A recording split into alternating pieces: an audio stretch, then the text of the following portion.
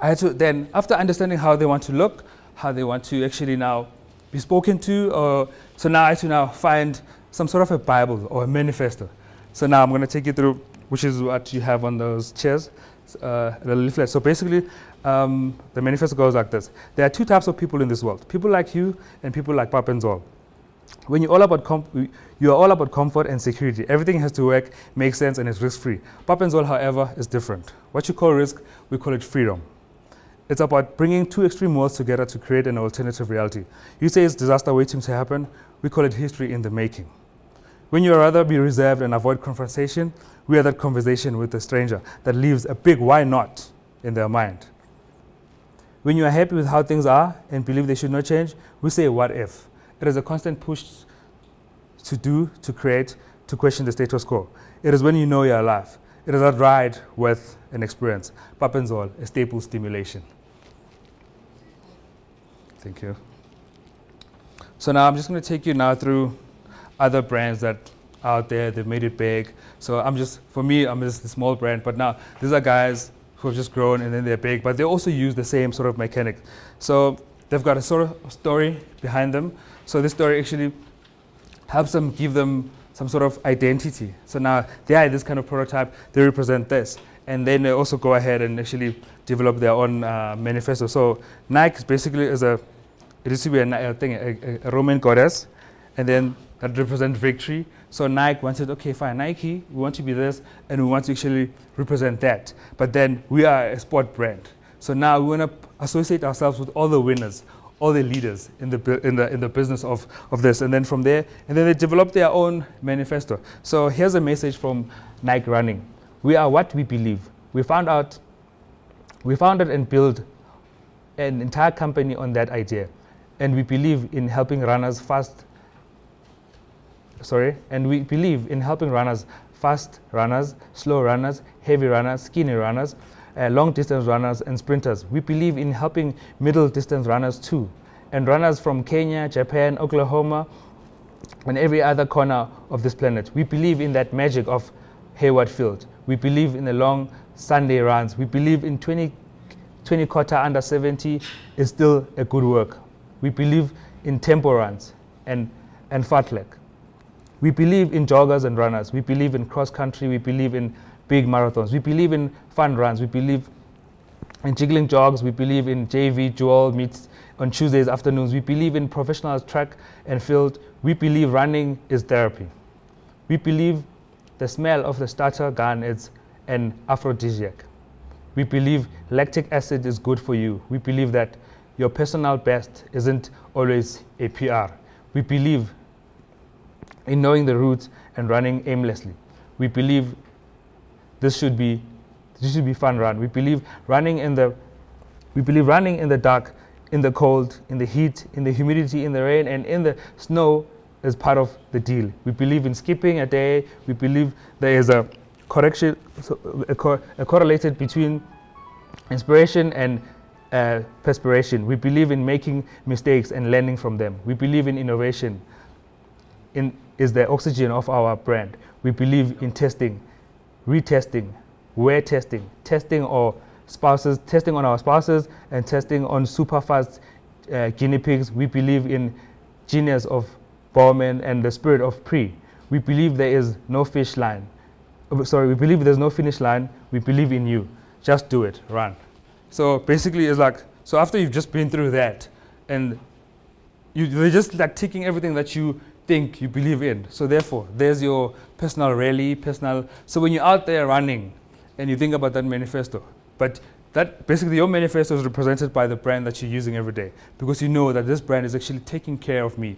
Actually, they understand every little thing that makes me tick. So which is why it's also important as well, when you package your stuff and when your brand beliefs is properly and effectively communicated to your consumer, it will help them come back and hold on to it and build loyalty. So as there's also Adidas. They believe impossible is nothing. So impossible is just a big word thrown around by small men who find it easier to live in the world they've been given than to explore the power they have to change it. Impossible is not a fact, it's an opinion. Impossible is a declaration, it's a dare. Oh, impossible is not a declaration, it's a dare. Impossible is potential. Impossible is temporary. Impossible is nothing. So if you believe in that one single-minded thinking, so there again, we come up with a USP, it's a unique selling proposition, and if that's what you connect with, you take that and you run with it, you know, and then it's easy for you to become an evangelist for this brand, because now it did everything. Your life has completely changed and evolved because of this. So now you start becoming an evangelist, and like everybody starts knowing about this brand.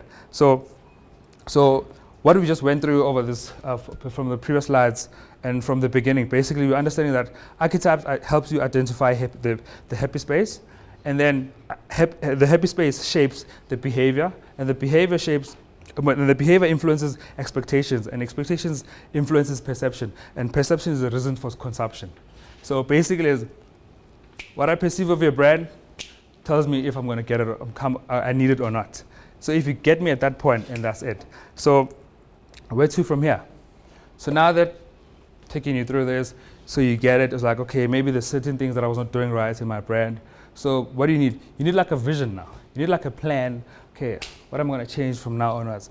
Whether I must start speaking to these people or those people. So I've come up with like a little scenario where it's like from everything that we do every day. So imagine you had a dinner party and you wanted to throw this party for your friends, but you want to prepare everything yourself. You want to have everybody come over to your house. So what's the first thing you do? You go check your cupboards to see if you've got all the necessary things to make this party amazing. So therefore, what's that? It's personal, that's introspection, that's research. So does your brand have the necessary things it needs to get out there? So that's that. And then from there, you put together a shopping list. So what's the shopping list? Basically, it's like a detailed plan of what you need to go out and do.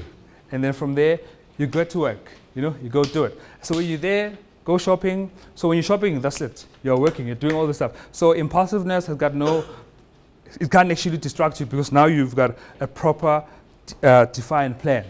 That's what you want, you know what I mean? And then you come back, prepare the dinner party, and then you're in the happy space. So when you've done all the necessary research for your brand or for your invention, and you've put everything that you need to put together, and then you're back, you're cooking. So people can invite people to the happy space and go, hey guys, this is it, and it's done. And so are you going to write your personal manifesto? Is your brand, so it's a couple of things to think about after this, afterthoughts. Is your brand reachable? Is your brand relevant? And below are tools used to communicate on your behalf or on your brand's behalf. So basically it's a brand identity, so where you go like there's a logo for your image, business cards, merchandising, brand credential. Is there a brochure that exists for your product? Do you have a portfolio? Do you have a website? How do we come in contact with actually finding out more about your services or about what your product can do for us? So these are the kind of things that then you do in terms of packaging your brand in a way that can actually lead it to the respectable target audience happy space.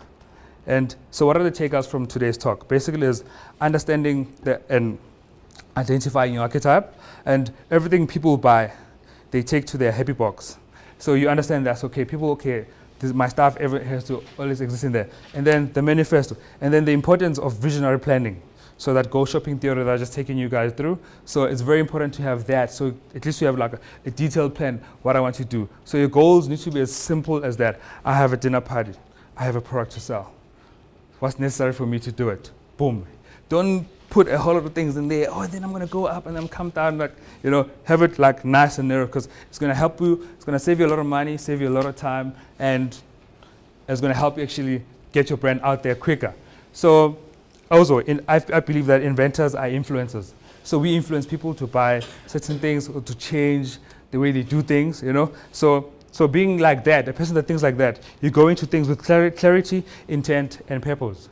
So, I mean, coming back to my brand, like pap&zol is, you may ask me, am I famous yet? Am I big yet?